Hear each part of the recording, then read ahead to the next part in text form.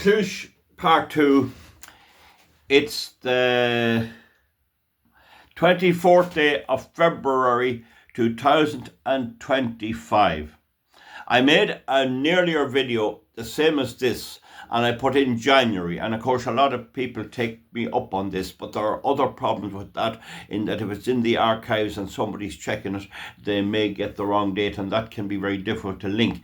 Now, I didn't intend to do anything with it except make this video, but didn't I accidentally delete it while I was trying to see was there any way I could notify on the video description that there was the wrong date, and I ended up getting deleted, to tell you the truth, and I'm very sorry for people who have posted there. I didn't do that deliberately, but you'll have that, you know, in a one-man band thing. Now, the thing is, I made the video on Cloosh Wind Farm showing you what I've found in my dossier on the insolvency of Irish wind farms in 2019, in which I found that they're technically insolvent, in that a condition of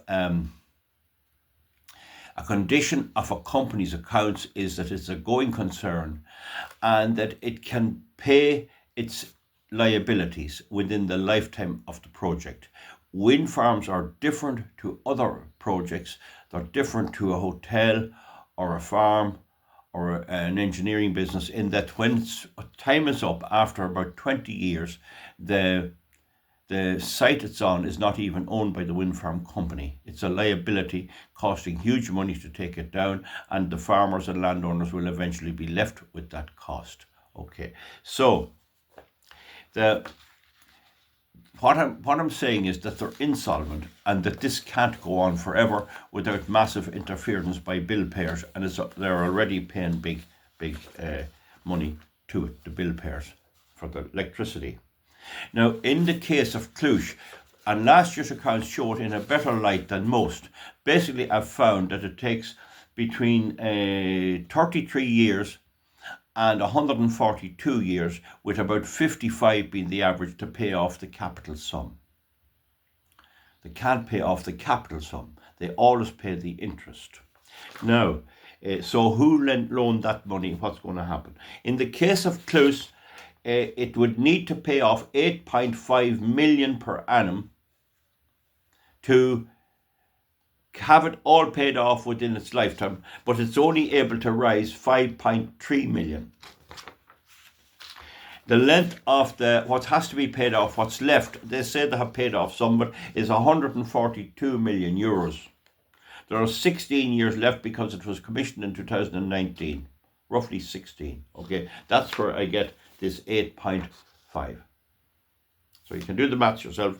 Divide 142 by 16 or thereabouts, and you get a rough figure of what they would need. So they're way behind. Now, when they get their money in for their energy, it must be remembered, they only have a production of about 20% of their capacity. In other words, they're only capable of producing 20% of what they would produce if they went all the time. A conventional power plant running on gas can run all the time, because it'll have various plinths and various generators that it can take on and off, and it always has output. So it's getting maybe 80, 90%, maybe up to 100% output of its capacity, whereas the wind farm's only 20%. So it's like if a person had no job, they got a loan and they bought a new taxi, a new cab, as they call them in America, a taxi, and a car hire, and they were going to drive it themselves. They weren't going to hire anyone else, and we'll say the legal amount of driving per day is 7 hours, we'll say. So they can make a living. They can repay their taxi and all out of all the money they get from fares. They build up a bit of a business and maybe link in with other taxi companies and take ones that are an overflow or whatever, and they can pay off their money. So when the car is 10-year-old and needs replacing, they have it paid off. They have the loan paid off, or if they use their own money, they have their own money back from it. Okay, that's because the capacity of the car to earn is at about 80-90%. They're getting enough to pay everything, right? With the wind farm, it's only 20%. So if you took the taxi and you said you could only run 1 hour a day, or maybe 2 hours a day, whatever it is, you can only do 2 hours a day. He couldn't meet his break-even point. Break-even is when the fixed and non-fixed, fixed and variable assets, fixed and variable costs are more greater than the income coming in, than the turnover. Are you with me? So the fixed and variable costs of anything, including a wind farm, must be lower than the money they're getting in, so that they have a margin then. Do you understand that? Anyway, with this company, it's like all the rest. One of the better performers, but still all the rest can never pay off its capital cost. But one of the big things about it is that it paid its shareholders a dividend of 1.5 million in 2024. 1.5 million. So they got a nice chunk of money. So this baffles me. I have an honours degree in business studies and concentrating on accounting, on financial accounting. And I can't understand how they're able to pay 16.5 million dividend when they're not able to pay off their basic loan. And why does the lender that gave them the loan allow them to give a big dividend instead of paying off the money they owe them? But we then when I looked into the fine print, as I get in almost all of these, I found that there's a non-market loan paid from shareholders. In other words, when these shareholders got their 16.5 million, they had a remortgage. They had to give them out a loan of an unspecified amount immediately. And that looks to me that it's just a merry-go-round. That the dividend people are told and know for sure they're not getting the money properly. They're not getting it to take it and spend it and allocate it out among the pension funds and the various reasons these big investors do. It could be your money. You could be working in a machinery shop and you could be paying into this. So they got this 16.5 million, and instead of giving it out to their people and to their pay people's pensions, they had to return some unknown figure, which I suspect is 16.5 million euros at a lower than market rate. In other words, for nothing. And it looks to me like the Cloosh Wind Farm gave out the money and then begged it back, or maybe made a deal beforehand that they'd get the money back by means of a loan. Why would Cloosh Wind Farm need a loan from the very people it's after paying a dividend to? Do you get the point? And this is indicative of the whole industry. And in the earlier video, I read the piece in the financial papers about the investors are beginning to get a bit uneasy. The problem is, you would think these big investors are wise. They actually seem to me to be idiots. No matter when a wind farm fails, they move in and buy it. They bought Greencoat Renewables owns 75% of Cloosh Wind Farm, and its share price is way down. You can check it today. You just check Greencoat Renewables share price. I'll post it here under. It was 76 yesterday. It was 80 for a week ago.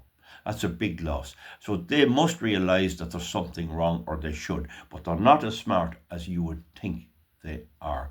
Now, there was a poster on my earlier video made the point that he had some connection with the money markets. And that in the big financial houses of the world, there's in-house, all the juicy companies, all the juicy shares are picked up before they get out to the general public.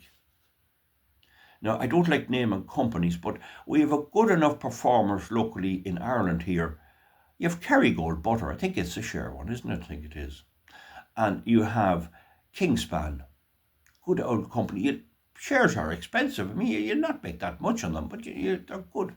And then you get, you have like Power Screen, I say they're one too, Moffat Engineering. You have CRH, you have Diageo selling the stout and the whiskey. Anything there's a little gem coming up, the in-house gets a grip of it.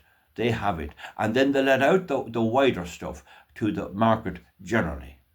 And so the young lads and the old lads in the investment companies, They need somewhere to put their money, and there was negative interest for a long time, and they go for this wind. And I cannot understand, having examined the accounts, I think it was 38 Irish companies and 2 British ones, all are the same. And the vast majority have the auditor's note in the going concern principle that this company is depending on being propped up by its parent company. And with the SSE, who owns 25% of Cloosh Wind Farm, the Board of Culture, they can gouge into your bills. I'd say they're one of the dearest for electricity there is. But Greencoat does not sell electricity. It does not sell electricity or any other product. It's purely a wind farm construction company. And so it should be getting squeezed now big time. It should be paying a proper dividend. It should not be looking for money back of investors. And I think Greencoat's share, as I said, is a way down. You could see that Greencoat share going down to 60 pence out of 100. I've been on their house for a long time. It's up to them to contact me. Any wind company, anyone can do so. As I understand it, nearly all wind farms I check are all operating out of an office in Cork, only manned maybe once a week. And farmers think they're going to come along and remove all that stuff for them. You try ringing them. To serve any kind of legal document on them is quite a task. So that's the story, folks. Meanwhile, we, the bill payers, are being caught for a lot of this. And this is the situation. I'm inclined to suspect, and I'll do a video, that Bord Gáis has the least amount of this stuff, and that they're the best ones to be with. We'll see you back soon. Comment underneath. Sorry for all the confusion, but this should put it clearly. People say, how can wind farms be losing money? Should they have free wind, free this and that and the other? There's nothing free. The maintenance costs are around 75% of the income. That's the maintenance and running costs, administration and everything. And then you add on the interest, and they try to get shareholders, because if they have shareholders, they don't have to pay them the interest, don't have to pay them at all. And with this situation, if this was a bank, they'd have to pay that money back to the bank, 16.5, the interest on the loan, and they'd be able to get nothing from the bank. But when they're shareholders that realise that what really could be happening here, I can't say, the shareholders, you can go and look for more of them, or you can give them nothing, or you can say to them, we'll give you nothing unless you sign this here. In other words, you're robbing Peter to pay Paul. You're skiving checks. That's what that would amount to in many ways. They're not solvent at all, because the output is not enough. It's only 20%, and no business can really operate on a 20% turnover. You're running a hotel, you need to have it running and bringing in money all the time. And when people are asleep in the beds at night in the rooms, you're bringing in money. If you cut that down and take 80% away, it's good night, Irene. If the hotel, half of it should fall, you have only half a hotel, or 60, or maybe 25% of the rooms left, you're finished. Isn't that right? You can't entertain the required amount of guests to break even. The wind farms are generally breaking even, but the margin left over after tax is not enough to pay off the enormous cost of the wind farm over the remaining lifetime. And Professor Gordon Hughes of Edinburgh University has said that they degrade and go back in their output over time, and the bigger they are, the more they do that. In Rara wind farm here, there's a white lorry or a white van up there every other day. That's all costing money. That's it, folks. I hope I've explained that quite clearly. But I will leave this subject. I won't be coming back to it for a while. Goodbye. Thank you.